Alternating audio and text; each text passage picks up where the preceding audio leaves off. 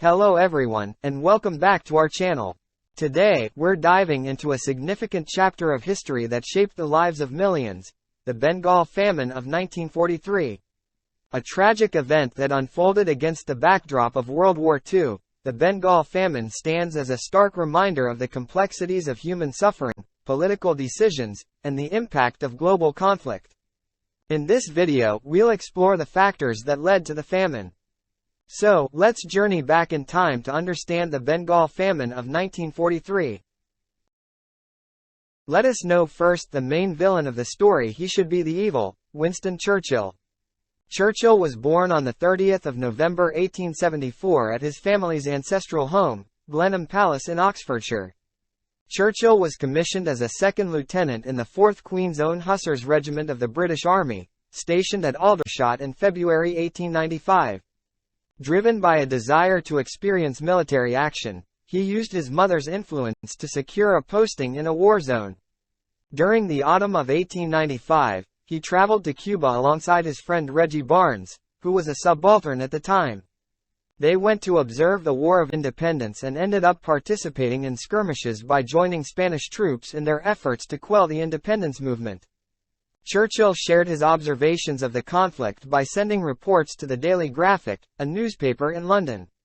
He later traveled to New York City and expressed his admiration for the United States, noting the exceptional nature of the American people in a letter to his mother. Joining the Hussars, Churchill journeyed to Bombay in October 1896.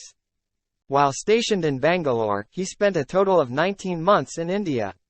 He visited Calcutta on 3 separate occasions and took part in expeditions to Hyderabad and the northwest frontier. Churchill, in 1900, begins his political career by successfully running for a seat as a Member of Parliament, MP, in the Oldham constituency as a Conservative. In 1904, he defects from the Conservative Party to the Liberal Party due to differences over issues like free trade. In 1908, Churchill is appointed as President of the Board of Trade and Prime Minister H.H. Asquith's government. He becomes First Lord of the Admiralty in 1911, a role he holds as World War I begins in 1914. Following the Gallipoli campaign's failure, Churchill in 1915 resigns from the Admiralty but returns to the government later as Chancellor of the Duchy of Lancaster. Churchill is appointed Minister of Munitions in 1917, overseeing wartime production efforts. In 1919, he serves as Secretary of State for War and Air, advocating for a stronger air force. Churchill loses his seat in Parliament due to changes in political dynamics and shifts in public sentiment in 1922. He rejoins the Conservative Party and is elected as an MP again in 1924. From 1924 to 1929, Churchill serves as Chancellor of the Exchequer in Stanley Baldwin's government. In 1931, during the national government crisis, Churchill remains aligned with the Conservatives while others defect. He loses his seat in the subsequent general election. In 1935, Churchill returns to Parliament as an MP and also warns about the rising threat of Nazi Germany. As World War II begins, Churchill is appointed First Lord of the Admiralty once more in 1939. In 1940, following Neville Chamberlain's resignation, Churchill becomes Prime Minister. He delivers his famous, "We shall fight on the beaches" speech. In 1941, Churchill meets with U.S. President Franklin D. Roosevelt to discuss wartime strategy. As the war nears its end in 1945, Churchill participates in the Yalta Conference with Roosevelt and Joseph Stalin. In 1945, in the general election, the Conservative Party, led by Churchill, loses to the Labour Party, and Clement Attlee becomes the new Prime Minister. In 1951, Churchill is again elected as Prime Minister after the Conservatives win the general election. He wins the Nobel Prize in 1953 in literature for his historical writings. Churchill resigns in 1955 as Prime Minister and is succeeded by Anthony Eden. He becomes Prime Minister in 1959 for the second time after winning another general election. In 1963, Churchill retires from politics and public life. Winston Churchill passes away in 1965 at the age of 90.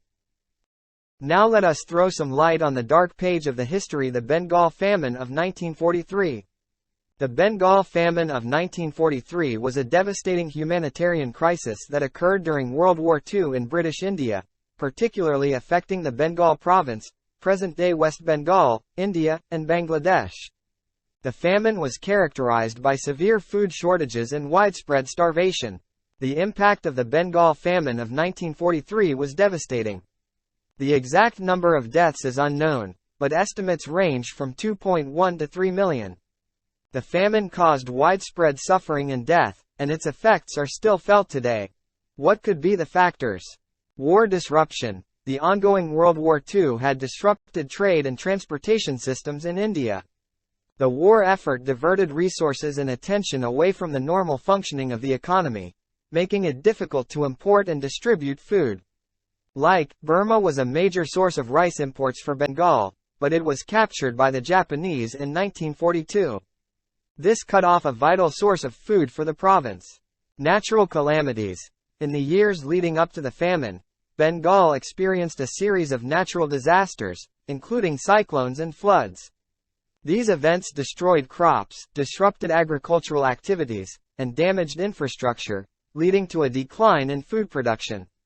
A cyclone and 3 storm surges hit the southwestern part of Bengal in October 1942, causing widespread damage to crops and infrastructure. The cyclone also caused the spread of a fungal disease that affected rice crops. British policies. British colonial policies also played a role in exacerbating the famine. The British government's priorities were focused on the war effort, and they diverted resources and transportation for military purposes. Additionally, policies related to hoarding, price controls, and restrictions on internal movement of food grains further worsened the situation.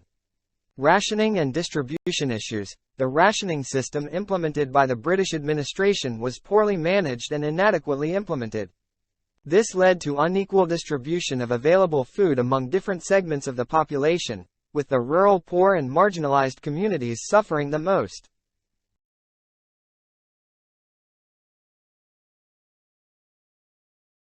Wide Churchill controversies. One of the key controversies revolves around the British government's handling of the situation. There are claims that Churchill and his administration diverted resources from India to support the war effort in other parts of the world, leaving the population in Bengal vulnerable to food shortages. Additionally, there were reports of exports of food grains from India to other countries despite the famine situation. Churchill's administration has been criticized for not taking sufficient and timely measures to alleviate the suffering caused by the famine.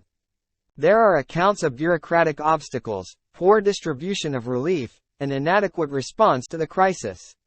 Some historians argue that Churchill's priorities were more focused on the war effort in Europe and the Middle East rather than addressing the humanitarian crisis in India. A new study, Drought and Famine in India, 1870 to 2016, Geophysical Research Letters, confirmed that the famine was caused by Churchill's policies and not a drought.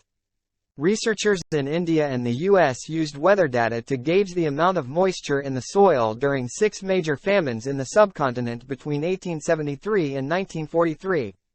5 of the famines were largely caused by droughts. However, in 1943, at the height of the Bengal famine, rain levels were above average.